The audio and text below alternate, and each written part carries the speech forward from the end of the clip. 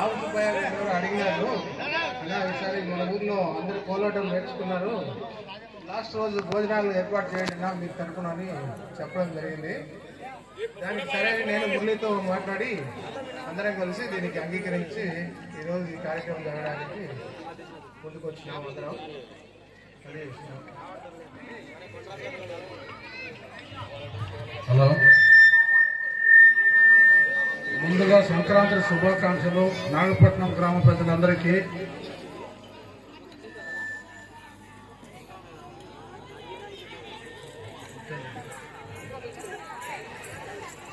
అట్లనే ఇప్పుడు మన రోడ్డు మీరు చూసుంటారు, ఆ రోజు మనము మార్కెటింగ్ ఫండ్ లో పెట్టించి కాంట్రాక్టర్లకి డబ్బులు కూడా రానటువంటి పరిస్థితుల్లో ఏఎంసీ మార్కెటింగ్ ఫండ్ లో పెట్టించి రోడ్ వేయించడం జరిగింది. ఆ రోజున మనం 1 year 2 years బ్యాక్.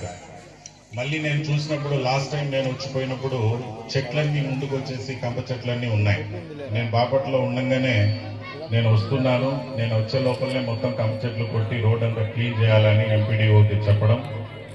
ఎంపీడీఓ చాలా మంచి లేడీ ఆఫీసర్ దివ్య వెంటనే స్పందించి కంప చెట్లన్నీ తీయించి డోజర్ చేత రోడ్డు మొత్తం క్లీన్ చేపిస్తే ఈరోజు మన అందరికీ కూడా చాలా బాగుంది.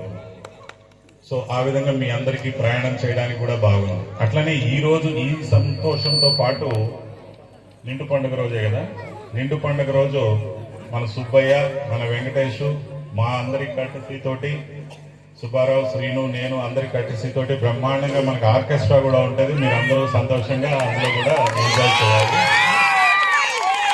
మరొక్కసారి సుబ్బారావు తరఫున, శ్రీను తరఫున, ఇక్కడ ఉన్నటువంటి మురళి తరఫున, రామచంద్ర అందరి తరఫున మీ అందరికీ శుభాకాంక్షలు తెలియజేసుకుంటూ థ్యాంక్ యూ వెరీ మచ్.